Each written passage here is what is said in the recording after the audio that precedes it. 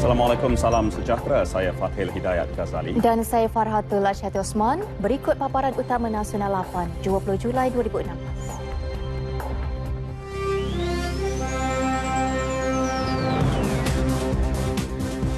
Manila sahkan 5 warga Malaysia diculik. Seringan imunisasi untuk pelajar bermula bulan depan.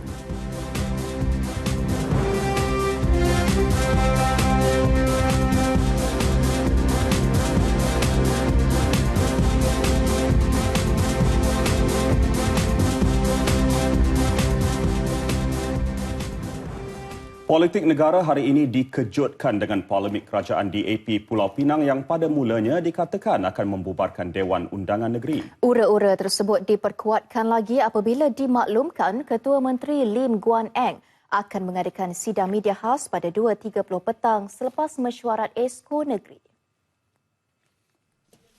Bagaimanapun desas-desus itu dibayangi perkara sebaliknya apabila Ketua Menteri menerima kunjungan Timbalan Presiden PKR Datuk Seri Azmin Ali, Naib Presiden PKR Nurul Izzah Anwar dan Pengarah Strategik PKR Datuk Saifuddin Nasution selepas mesyuarat itu. Media yang sudah berada di Menara Komtar sejak sebelum 2 petang lagi terpaksa menunggu hampir 2 jam sebelum sidang media Lim Guan Eng bermula yang turut disertai Datuk Seri Azmin. Lim yang memulakan sidang media berkata tiada pembubaran Dewan Undangan Negeri hari ini. Ini satu isu yang sebenarnya harus dibincangkan secara sulit. Tapi kerana malangnya ada kebocoran maklumat yang kami rasa kurang senang hati. Keputusan itu dicapai hasil perbincangan dengan pemimpin PKR dan Parti Amanah. Beliau mengakui ada cadangan untuk membubarkan DUN tetapi keputusan tidak akan dibuat secara sendirian.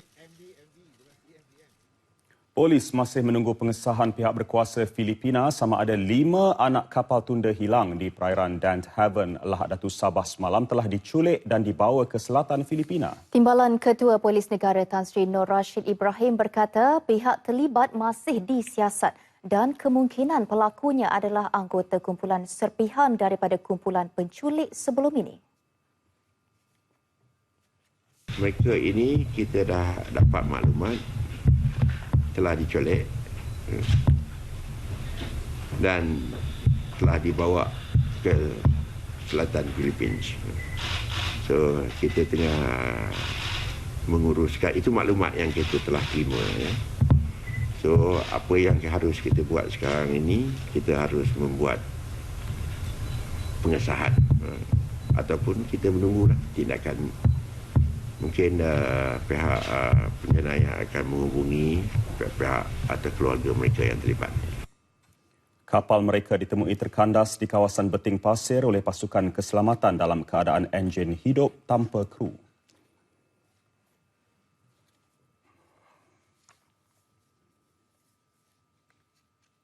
Sementara itu, penasihat damai Presiden Filipina, Jesus Dureza dalam sidang media di Manila mengesahkan laporan penculikan berkenaan. Memetik laporan perisikan, Dureza berkata kapal terbabit ditemui tanpa pengemudi Sabtu lalu di Lahad Datu Sabah bersempadan dengan Pulau Tawi-Tawi. Kesemua yang hilang adalah warga negara Malaysia, 5 dari Tawau dan seorang dari Felda Jengke, Pahang. Mereka adalah Abdul Rahim Sumas, Tayudin Anjud, Muhammad Rizwan Ismail, Fendi Bakran dan Muhammad Jumadil Rahim. Polis Nasional Filipina PNP berkata kumpulan Abu Sayyaf menyasarkan rakyat Malaysia dan Indonesia kerana mangsa membayar wang tebusan. Dalam pada itu di kampung Tanjung Batu Laut Tawau, ahli keluarga dan waris kru kapal tunda tersebut sedih dengan kejadian yang menimpa mereka. Sutini Jamalun, isteri kepada Kapten kapal tunda Serudung 3, Abdul Rahim Sumas berkata kali terakhir berhubung dengan suaminya itu sebelum kapal tersebut memulakan pelayaran pulang ke Tawau dari perairan Dan Haven, Lahad Datu. Telefon sama lakinya. Dia bilang ada anunya Pak ada ke teleponnya bapak dari sama bilangnya tahu lah baru ditarik-tarik sama aku. Telepon juga dia ndak apa anunya ndak diangkat itu adiknya yang di sini. Dia bilang ada ke teleponnya bapak tapi ndak diangkat. Jadi teriak kakaknya sebelah. dipanggil aku ndak dengar juga. Dia bilang, mak, ada teleponnya bapakku kemarin, tadi sampai sekarang bilang, ndak aku ndak aku cakap, jadi aku pilih di rumahnya bercerita. Aku dengar di mana aku dengar itunya bapakmu, lakinya bertelepon di sana.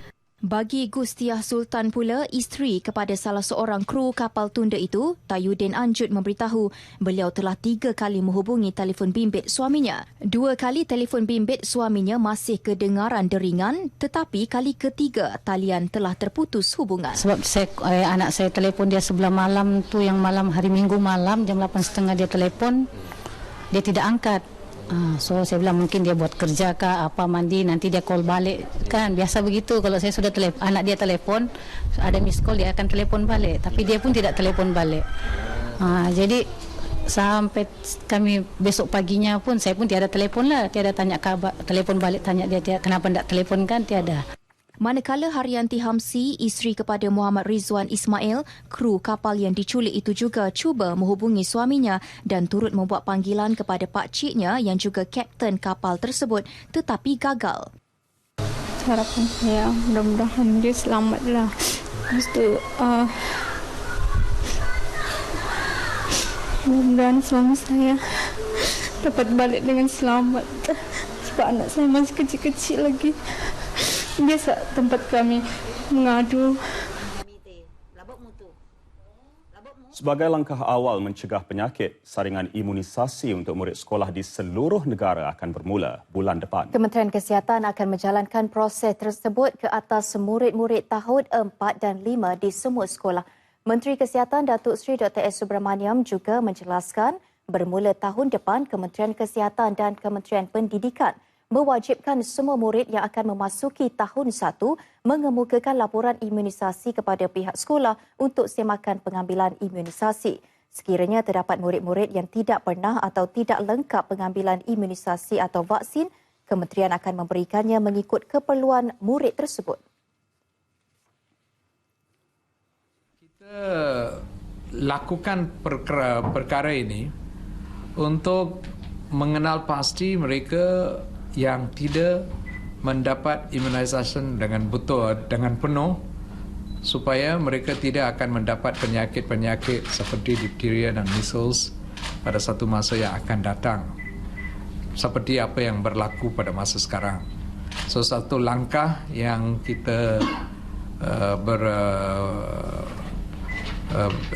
telah kenal pasti yang mungkin sesuai untuk mengenal pasti kumpulan ini ialah untuk buat saringan di peringkat sekolah. Beliau berkata demikian pada sidang media sihat di Putrajaya. Usaha itu bagi memastikan semua murid sekolah rendah diberikan imunisasi yang lengkap sebelum memasuki sekolah menengah. Kes penemuan mayat 2 kanak-kanak lelaki berusia 7 dan 4 tahun serta ibu mereka di sebuah rumah di Kampung Baru, Kota Samarahan malam tadi kini disiasat sebagai kes bunuh dan bukan lagi mati mengejut. Ketua Jabatan Siasatan Jenayah Sarawak SAC Dev Kumar MM Sri Shunmugam berkata ia disiasat mengikut Seksyen 302 Kanun Kesiasaan. Ketiga-tiga mayat 3 beranak itu kini berada di Hospital Umum Sarawak untuk tujuan bedah siasat bagi mengetahui punca sebenar kematian. Dalam kejadian itu, pihak polis menemukan 2 kanak-kanak berkenaan dalam bilik tidur dengan yang berusia 7 tahun sudah meninggal dunia, manakala yang berusia 4 tahun ditemui dalam keadaan kritikal sebelum disahkan meninggal dunia di Hospital Jantung Kota Samarahan. Turut ditemui dalam bilik tidur ialah sejenis cecair peluntur yang disyaki diberikan kepada kanak-kanak berkenaan. Seorang wanita yang dipercayai ibu mereka yang berusia 37 tahun didapati menggantung diri di dalam bilik tandas rumah tersebut. Seorang guru dijatuhi hukuman penjara 2 tahun oleh Mahkamah Session Kota Baru selepas didapati bersalah atas 2 pertuduhan menyiarkan gambar lucah melibatkan pemimpin negara serta memiliki video lucah pada 2014. Hakim Ahmad Bazli Bahrudin menjatuhkan hukuman terhadap tertuduh Ni Adid Nikmat 43 tahun selepas mendapati pihak pembelaan gagal menimbulkan keraguan munasabah. Bagi pertuduhan pertama, tertuduh Nik Adit Nikmat, 43 tahun, didakwa menggunakan internet untuk menyiarkan gambar bertajuk Pesta Bogel berunsur lucah dengan niat menyakiti hati orang lain 8 Ogos 2014. Perbuatan dilakukan tertuduh pada jam 9 malam di Jalan Mahat Saniah, Pasir Putih. Sementara pertuduhan kedua, tertuduh didakwa memiliki filem lucah di lokasi sama pada pukul 4.45 pagi 21 Ogos 2014. Pendakwaan dilakukan Pengarah Pendawaan Kelantan Idham Abdul Ghani dan tertuduh diwakili Peguam Siti Syairah Mior. Mahkamah bagaimanapun menangguhkan pelaksanaan hukuman sehingga rayuan di Mahkamah Tinggi selesai. Tertuduh dibenar ikat jamin RM15,000 dengan seorang penjamin. Kejadian jenayah melibatkan penagih dadah terus berleluasa. Kali ini seorang nenek menemui ajal selepas 3 hari bertarung nyawa selepas dipercayai dipukul cucu sendiri yang terlibat dengan gejala dadah. Kejadian berlaku di Jalan Hujung Pakar dekat Gunung Keriang, Alustar, Kedah apabila mangsa Atun Hamid, 86 tahun, ditemui dalam keadaan terbaring di ruang tamu rumah berlumuran darah akibat kesan luka di hidung dan telinga. Mangsa kemudiannya dibawa ke Hospital Sultanah Bahayah HSB untuk rawatan lanjut. Bagaimanapun, mangsa meninggal dunia pagi tadi selepas 3 hari menjalani rawatan. Timbalan Ketua Polis Daerah Kota Star, Superintendent Rohana Omar mengesahkan laporan kejadian dan memaklumkan suspek ditangkap kira-kira pukul 2.30 petang tadi di sebuah pondok dekat Muzium Padi. Suspek berusia 29 tahun punya beberapa rekod berkaitan dadah dan ditahan IPD Kota Star sebelum direman. Kes disiasat mengikut Seksyen 302 Kanun Keseksaan. Mahkamah Khas Cyber dijangka memulakan operasi September ini. Ia merupakan mahkamah khas terbaru diperkenal selepas Mahkamah Khas Rasuah, Mahkamah Khas Coroner, Mahkamah Khas Anti Pencatutan dan Mahkamah Khas Alam Sekitar. Menteri di Jabatan Perdana Menteri Datuk Seri Azalina Osman Said dalam satu kenyataan memaklumkan mahkamah itu dijangka mula beroperasi di Kuala Lumpur September ini. Ia kemudian diperluas ke negeri lain secara berperingkat, diikuti Selangor dan Johor sebelum disusuli negeri-negeri lain. Menerusinya, hanya barisan hakim yang khusus akan mendengar kes berkaitan undang-undang cyber. Justru satu memorandum jemaah menteri berkenaan dengan penubuhan Mahkamah Khas Cyber ini akan dibentangkan dalam masa terdekat. Penubuhan Mahkamah Khas itu disifatkan perlu kerana trend jenayah cyber termasuk penggodaman, penipuan dalam talian, kecurian maklumat, pengintipan dan pornografi semakin meningkat. Penjara Kamunting di Taiping, Perak sedang dinaik taraf khusus bagi menempatkan banduan militan Daesh yang ditahan di negara ini. Menurut Timbalan Ketua Pengarah Jabatan Penjara, Keselamatan dan Koreksional Datuk Hassan Sakimun, pengubahsuaian itu dijangka siap akhir tahun ini bagi mengasingkan pesalah tersebut dengan banduan lain. Kita telah pun menyediakan bangunan yang berkenaan. Kita telah pun sebenarnya telah pun menyediakan tempat yang sebagaimana dinyatakan. Semuanya kita akan memperlengkapkan lagi peralatan, peralatan sebagai kesesuaian yang diperkatakan tadi. Jabatan Penjara juga akan menempatkan pegawai penjara yang dilatih khas bagi mengawasi banduan militan tersebut. Sehingga kini, 213 individu termasuk 27 warga asing terlibat dengan kegiatan Daesh telah ditahan di negara ini. Semua mereka ditempatkan di penjara Simpang Renggam, Johor dan penjara Machang, Kelantan. Datuk Hassan ditemui selepas Majlis Perbarisan tamat latihan kursus sijil asas penjara membabitkan 158 pegawai penjara di Pusat Latihan Pegawai Penjara Malaysia di Taiping. Beralih ke perkembangan banjir di Kedah. Sehingga pukul 6 petang tadi, jumlah penduduk terjejas ialah 385 orang membabitkan 106 keluarga. 5 pusat pemindahan masih beroperasi manakala 11 sudah ditutup. Menurut mangsa, mereka diarahkan kembali semula ke pusat pemindahan ekoran hujan lebat serta air naik memasuki rumah. Memang kena setir kat sini lah sebab apa? Bila air mula naik, jadi kita tengok keadaan dengan situasi yang kan. Kalau takut penambahan dia akan lebih meningkat lagi. Tanya rumah lah, ni pasal dia ada selut dalam rumah tu. Dia baru kering, dia tinggal selut dalam rumah. Ayak dalam, tak rumah makcik dekat ni, dah ayak dekat pinggang. Dalam, tak boleh duduk langsung kiranya. Nak naik atas pun lantai semua dah reput. Lantai atas tu dia reput, tak boleh nak naik dah. Cuma duduk di bawah tak ada tempat nak duduk tu main sini. Kalau banjir sikit-sikit tak main sini. Sementara itu, Sekretariat Jawatan Kuasa Pengurusan Bencana Negeri, Major Imran Azmi dalam kenyataannya memaklumkan 106 buah keluarga penduduk terjejas banjir meliputi 81 keluarga dari Yan dan 25 keluarga dari daerah Pendang.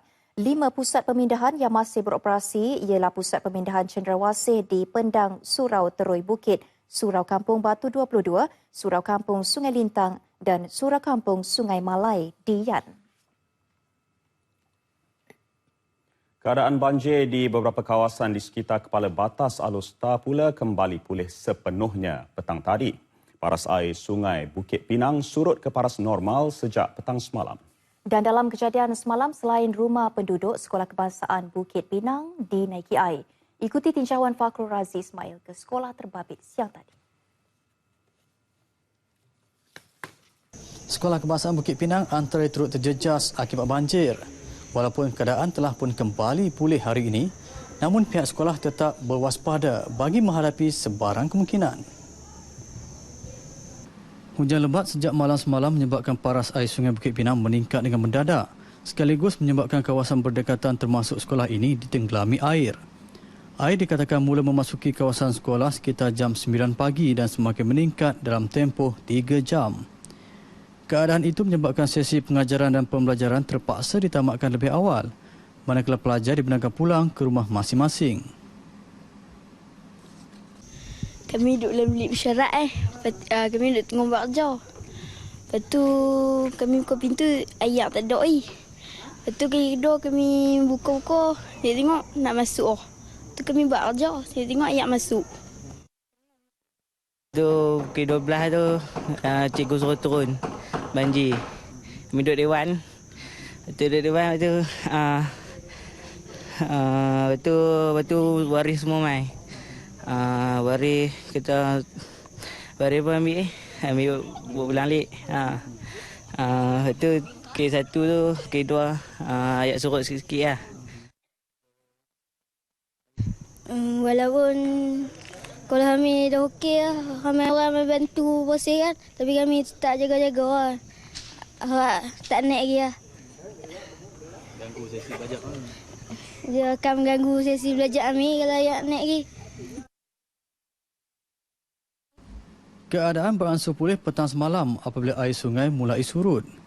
Siang tadi, pelbagai pihak tampil menghulurkan bantuan membersihkan kawasan sekitar sekolah. Antaranya Jabatan Pertahanan Awam Malaysia JPAM. Laporan Fakhrul Razi Ismail, TV1. India mahu Malaysia menjadi penggerak utama dalam menangani isu serantau dan antarabangsa. Timbalan Perdana Menteri Datuk Seri Dr. Ahmad Zahid Hamidi berkata, perkara itu dinyatakan sendiri kepada beliau oleh Perdana Menteri India Narendra Modi pada pertemuan tertutup kedua-dua pemimpin itu di New Delhi lewat semalam. Modi turut memuji peranan Kuala Lumpur dalam mengambil langkah proaktif membantras keganasan seperti melaksanakan program deradikalisasi. Menurut Datuk Seri Dr. Ahmad Zahid, India mahu mempelajari undang-undang khas pencegahan keganasan yang dilaksanakan Malaysia seperti Akta Pencegahan Keganasan 2015 POTA serta Akta Langkah-Langkah Khas Menangani Keganasan di Luar Negara 2015. Langkah-langkah proaktif ini adalah terhasil daripada dasar kesederhanaan yang dilakukan oleh Yang Amat Berhormat Perdana Menteri apabila gerakan moderasi ini atau kesederhanaan ini telah diterima oleh masyarakat dunia dan India mengiktiraf inisiatif yang telah dilakukan oleh Yang Amat Berhormat Perdana Menteri. India ujar beliau turut bersetuju dengan tawaran supaya pegawainya dihantar ke Malaysia untuk menjalani latihan dan memahami program deradikalisasi bagi tempoh antara sebulan sehingga 3 bulan. Selain itu, Timbalan Perdana Menteri juga berkata, dengan jumlah kira-kira 200 juta penganut agama Islam, New Delhi berminat mempelajari cara Malaysia mengendalikan hal ehwal umat Islam. Ia terutamanya membabitkan pendidikan Islam tradisional di sekolah atau madrasah tanpa mengenepikan sistem akademik kebangsaan serta transformasi melibatkan kebajikan orang Islam. Ulama-ulama daripada India, malah NGO daripada India turut terlibatkan di dalam persidangan umarat dan ulama yang diinisiatifkan oleh Yang Amat Berhormat Perdana Menteri yang diadakan setiap tahun di Malaysia. Dan beliau menganjurkan agar jemputan dapat dipanjangkan kepada ulama-ulama daripada India dan juga NGO daripada India ini supaya terlibat di dalam persidangan berkenaan dan dapat memperolehi input daripada persidangan berkenaan ataupun dijemput untuk memberikan input berdasarkan perspektif yang ada di negara India ini. Keseluruhannya, Datuk Seri Dr. Ahmad Zahid berbangga dengan pujian pemimpin tertinggi India tersebut yang mengiktiraf peranan Malaysia dalam isu global. Beliau mengakhiri lawatan kerja 3 hari di India sejak Ahad lalu dan berlepas ke Sri Lanka hari ini bagi lawatan kerja 2 hari ke negara itu. Projek kereta api berkelajuan tinggi HSR Kuala Lumpur, Singapura meletakkan Malaysia di kedudukan yang terbaik bagi mencapai sasaran sebagai hub utama bagi negara-negara ASEAN. Menurut Pengerusi Majlis Penasihat Perniagaan ASEAN Malaysia, ASEAN BAC, Tan Sri Dr. Muhammad Munir Abdul Majid, projek mega itu juga akan mewujudkan integrasi ekonomi antara kedua-dua buah negara. Although we are not one political unity, we're going to have an economic unity, which is also very important in terms of ASEAN. Okay, so in terms of ASEAN integration, we always try to sell Malaysia as a hub. Malaysia cannot sell ASEAN for Malaysia itself because we are quite small. We are 30 million, but we sell ourselves as a hub for 625 million people. Now, if we are together with Singapore, our selling ourselves as a hub becomes even more effective, more of a selling point. Selain itu, HSR yang dijangka siap pada 2026 juga akan meluaskan manfaat ekonomi kepada 8 stesen yang terlibat seperti air keruh dan batu pahat. Mengulas mengenai pembiayaan, beliau berkata industri perbankan bersedia menyediakan pinjaman bagi pembangunan projek tersebut. Meski projek itu menelan belanja yang besar, namun bank-bank seperti Bank Pelaburan Infrastruktur Asia, Bank Pembangunan Asia serta bank-bank di Malaysia dan Singapura berminat untuk menyediakan pinjaman. Persatuan Otomotif Malaysia MAA menyemak semula unjuran jumlah jualan kenderaan TIV tahun ini kepada 580,000 unit. Angka tersebut lebih rendah berbanding anggaran sebelum ini pada 650,000 unit berikutan jumlah TIV yang lemah pada separuh pertama tahun ini. Presiden MAA Datuk Aisyah Ahmad berkata permintaan bagi kenderaan baharu terjejas ekoran ketidaktentuan ekonomi global serta sentimen pembeli yang lemah. Demand for new vehicles during such tough environment would generally fall as consumers cut back on spending big-ticket items such as motorcars.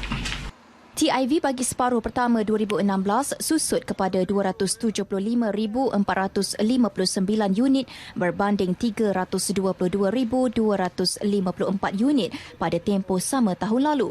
Daripada jumlah itu, kenderaan penumpang mewakili 244,357 unit, susut 14.7% berbanding 2015. Manakala kenderaan komersial 31,102 unit, penurunan 12.7%. 7-Eleven Malaysia Sdn Bhd, pengendali kedai serba neka 24 jam menyasarkan untuk membuka 200 lagi cawangan baharu tahun ini. Ketua Pegawai Eksekutifnya Gary Brown yakin rangkaian kedai serba neka itu mampu berkembang sehingga 6,000 cawangan di masa akan datang. We have opened 200 stores per year for the last 2 years. And in 2016, our plan is to open another 200. And then we will continue to open at the rate of 200 per year.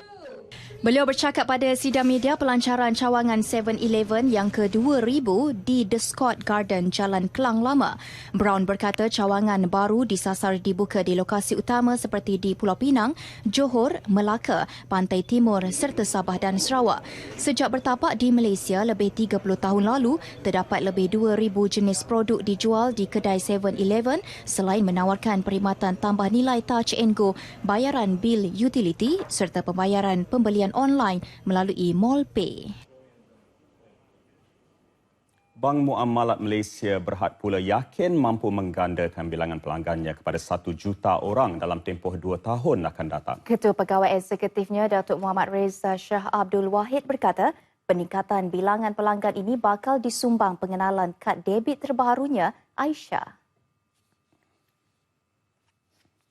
Kad ini mempunyai ciri-ciri syariah, iaitu dia menggunakan konsep ujrah, iaitu servis untuk penggunaan kad. Jadi dan kad ini juga mempunyai feature wakaf juga, di mana apa pendapatan yang kami dapat melalui servis fee kad itu, kami gunakan sebahagian dari pendapatan itu untuk menggunakannya di jalan-jalan perwakafan.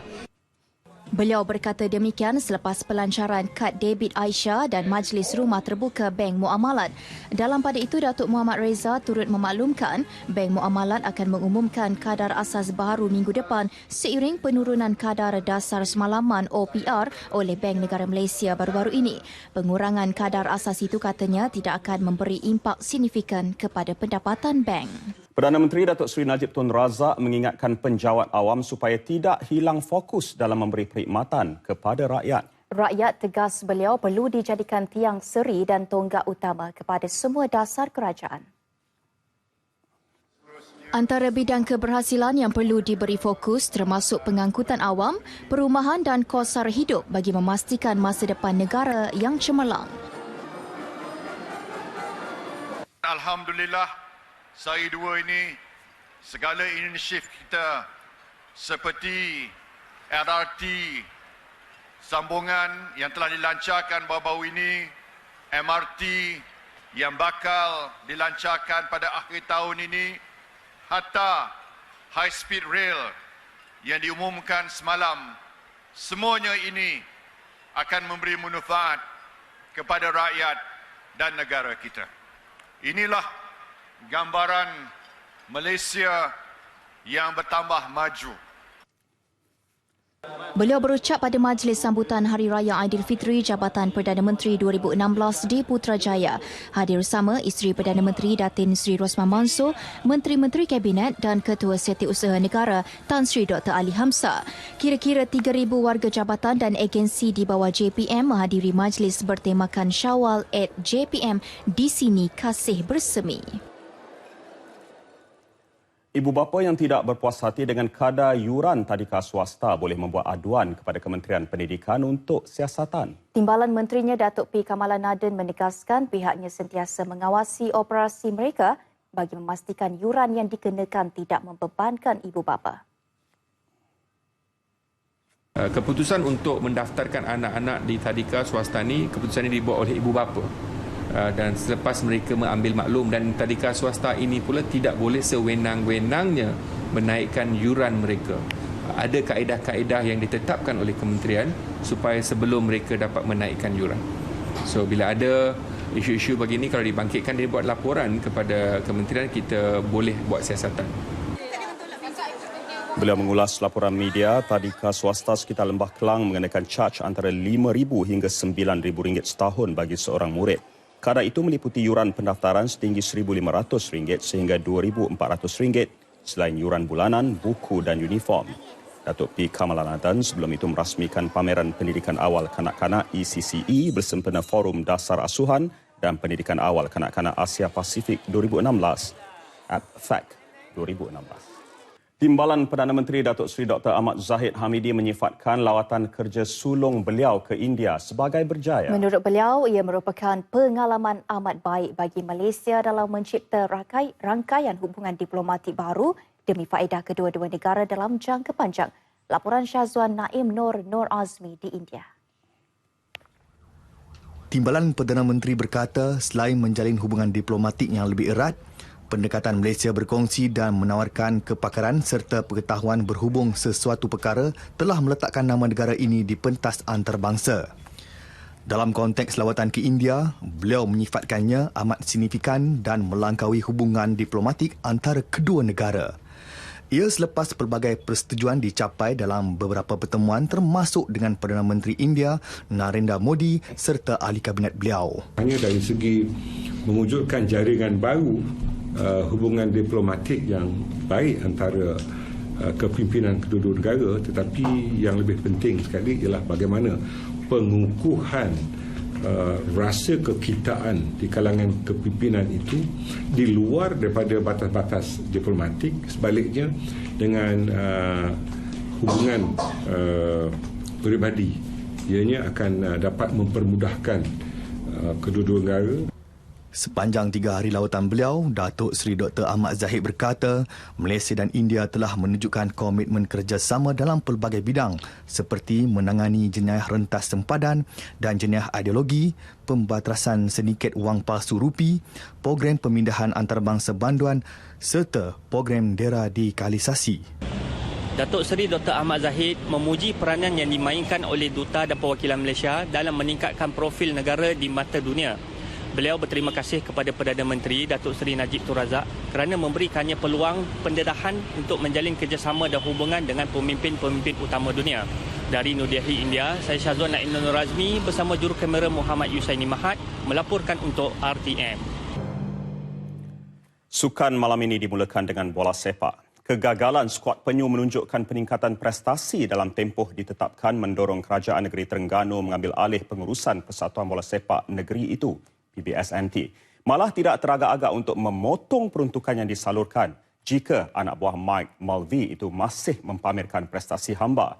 Sehubungan itu, Exco Belia Sukan dan Sumber Manusia Negeri Datuk Rozi Mamat telah diarahkan supaya menyelesaikan isu berkenaan. Ketua Jurulatih Mike Mulvey sudah pun direhatkan. Tugas itu kini dipangku penolongnya Mustafa Kamal Abdul Wahab dibantu Jurulatih skuad Hanelang FC Saiful Hazmi Saleh.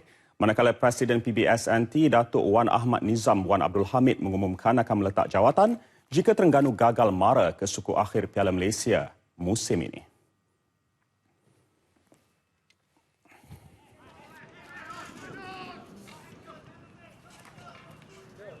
Kerajaan negeri akan ambil alih sini. Kalau persatuan tidak boleh menyelesaikan isu ini dalam masa yang telah diberi, jadi kita akan minta supaya pengurusan bola sepak ini diambil alih oleh kerajaan negeri sendiri. Itu tak pulang lah. Itu atas tengok keputusan yang kita ambil. Tak semestinya lah. Atau kalau kita nak beri tugas kepada Datuk Rozi lah. Kalau nak beri tugas kepada orang baru, sebab ramai yang telah menawarkan diri sebenarnya. OYB sendiri pun tak ada masalah. Jadi saya pun tengok pada keputusan nanti yang kita tentukan. Beliau ditemui selepas majlis sambutan Hari Raya Warga Wisma Persekutuan Negeri di Kuala Terengganu. Terengganu kini menduduki tangga ke-7 Liga Super dengan 16 mata selepas 13 perlawanan. Tugas berat menanti untuk mencari kemenangan sulung ketika bertandang ke jengka Pahang untuk berdepan Felda United dalam saingan Piala Malaysia malam ini. Selain itu, 2 lagi perlawanan akan berlangsung malam ini dengan tumpuan pastinya terarah kepada pertemuan antara Kelantan dengan Selangor di Shah Alam. Paling mencuri tumpuan, aksi kumpulan B, pertemuan 2 bekas juara Piala Malaysia, Selangor dan Kelantan di Stadium Shah Alam. Selepas menang dalam perlawanan pembukaan masing-masing, The Red Giants sudah pasti mahu mencatat kemenangan di hadapan penyokong sendiri. Sementara The Red Warriors ingin meneruskan rentak cemerlang selepas mencatat kemenangan besar 6-1 menewaskan Terengganu dalam aksi terakhir mereka. Di Stadium Sultan Ismail Nasiruddin Shah, Kuala Terengganu, pasukan berstatus kelab T-Team bertemu Kedah dalam aksi kumpulan A. Selepas menggigit jari sewaktu seri bertemu JDT 2 dalam perlawanan pertama, T-Team dijangka menurunkan barisan terkuat sementara Kedah memburu kemenangan kedua. Aksi kumpulan D melibatkan Felda United bertemu Terengganu. Felda United berpeluang mengukuhkan kedudukan dalam kumpulan dengan mencetak kemenangan ke atas pasukan Terengganu yang kini dilanda masalah dalaman. Selepas dua perlawanan, Kedah, Polis Diraja Malaysia, Kuala Lumpur dan Felda United menerajui kumpulan masing-masing. Malam tadi 5 lagi perlawanan berlangsung dengan Perak, Negeri Sembilan dan Kuala Lumpur meraih kemenangan selesa di gelanggang sendiri.